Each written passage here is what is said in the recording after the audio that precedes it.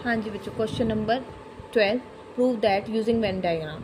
ठीक है, A is the subset of B, A intersection B is equal to A. ये हम जानते हैं कि अगर ए बी का सबसेट है, ए छोटा पार्ट होगा तो दोनों में कॉमन क्या होता है, जो दोनों में से छोटा होता है। ठीक है, ये हमारा आ गया ए। तो हम इसको विद एग्जाम्पल भी प्रूव करेंगे और वेन डायग्राम से भी प्रूव करेंगे। ठीक है, दोनों पार्ट हम दोनों तरीके से, दोनों वे से करेंगे। तो if A is the subset of B implies, हमें प्रूव करना है A intersection B is equal to A है, ऐसा हमें प्रूव करके दिखाना है। ठीक है, पहले हम लेते हैं एग्जाम्पल। इस कंडीशन को फॉलो करना है, ये हमें प्रूव करनी है। Prove that let A is equal to 1 2, B is equal to 1 2 3 4। A is the subset of B. Here, as we know, here A is the subset of B because 1 2 is the subset of 1 2 3 4। ये condition हमने बना ली। अब हमें intersection लेना है दोनों का। A intersection B is equal to 1 2। देखो बेटा, इंटरसेक्शन क्या आ रहा है, 1 2 ही आ रहा है, और जो है क्या, ए। ये हमारे एग्जाम्पल से प्रूव हो गया। अब हम करते हैं विद प्रूव। किसके हिसाब से हमने प्रूव देना है इसका, एक वेन डायग्राम से।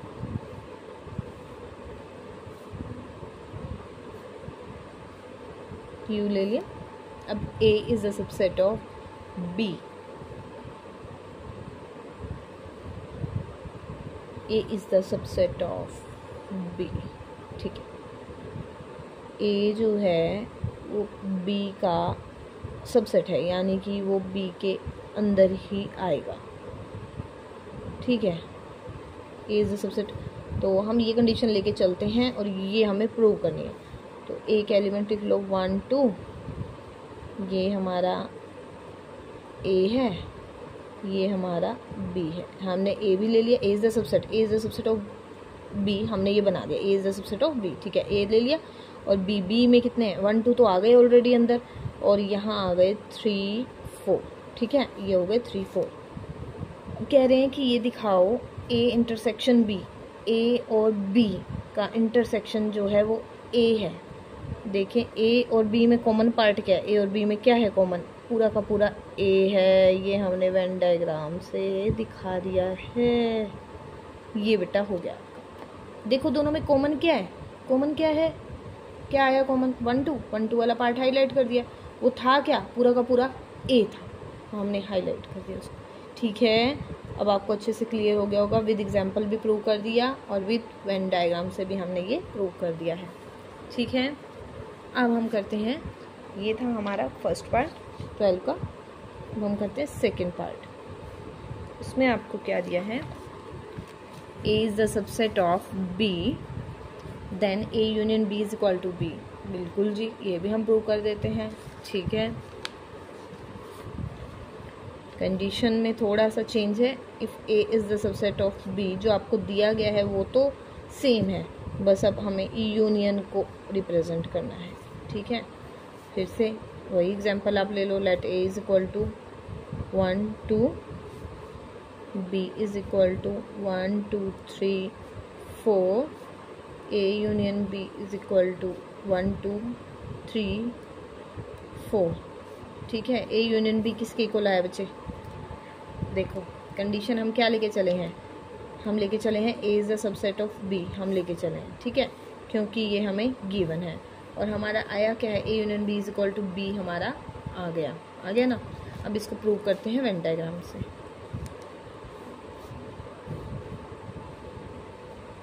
यू, ए सबसेट है बी का। ठीक है, ए बी के अंदर आएगा,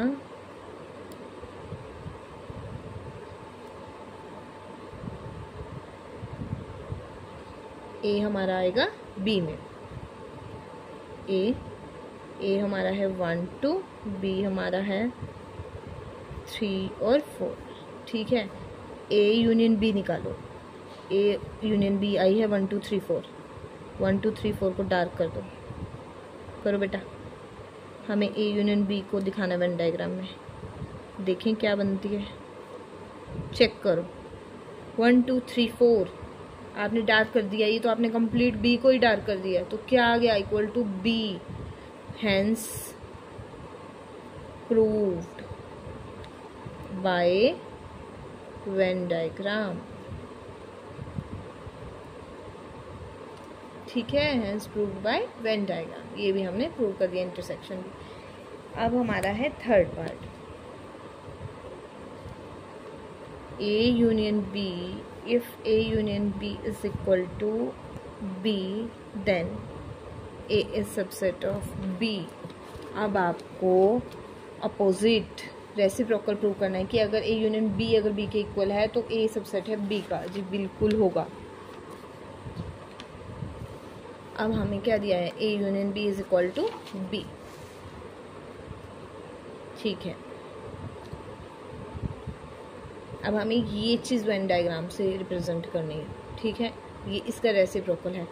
तो अगर मैं ए यूनियन बी लेती हूँ 1 2 3 4 जो कि बी के इक्वल है, यानी कि बी मेरा आ गया 1 2 3 4, बी मुझे मिल गया।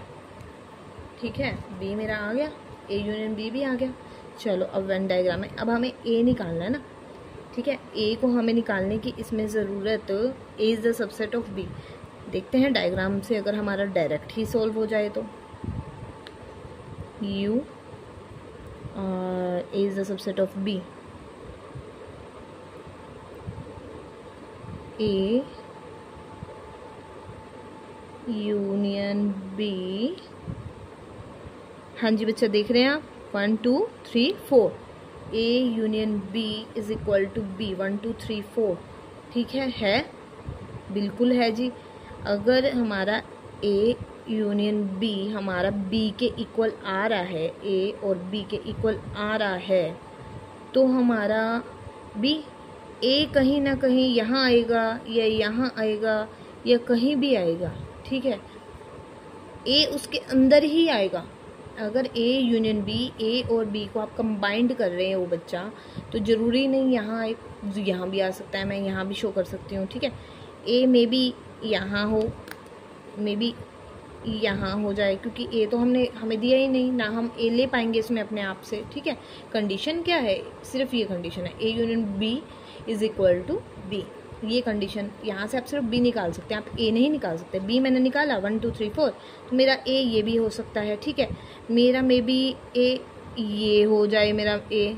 ठीक है, लेकिन जो A यूनियन B मिल रहा है ना, वो है कंप्लीट B ही, तो A जो है उसका कहीं ना कहीं अंदर ही आ रहा है। ये आपका वेन डायग्राम ही शो कर रहा है। Diagram shows that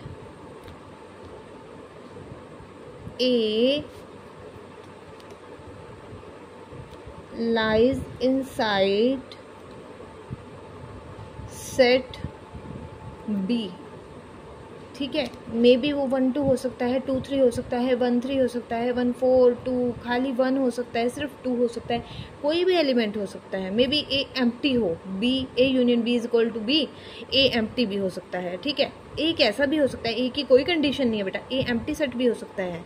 A union B is equal to B आपको गिवन है। ठीक है, तो ए कैसा भी होगा हमें नहीं पता, लेकिन ए B के अंदर ही होगा ये हमें पता चल रहा है, क्योंकि ए जो है वो एक छोटा हिस्सा, ए यूनियन B जो है कंप्लीट यूनियन जो है ना, वो B बन गई कंप्लीट यूनियन। A 1 2 3 4, अब A यहाँ हो, यहाँ आ जाए, अकेला ये आ जाए, अकेला ये आ जाए, ये आ जाए, या एम्प्टी स्पेस में A आ जाए, यहाँ भी आ सकता है ना। A हो ही ऐसा कि एम्प्टी हो, है ना, खुद ही वो खाली हो, उसमें कोई एलिमेंट ही ना हो। ठीक है, ऐसे ही हमने एज्यूम कर लिया हो कि हाँ A है सेट। ठीक है, तो ये चीज़ हमारी रिप्रेजेंट कर रही है कि A यूनियन B अगर किसी एक सेट के इक्वल है, तो जो बचा हुआ सेट होगा वो हमारा क्या होगा, उस सेट के अंदर ही लाई करेगा, वो ही उसको कंटेन्स करेगा। ठीक है, सो ये इज सबसेट ऑफ B। ठीक है।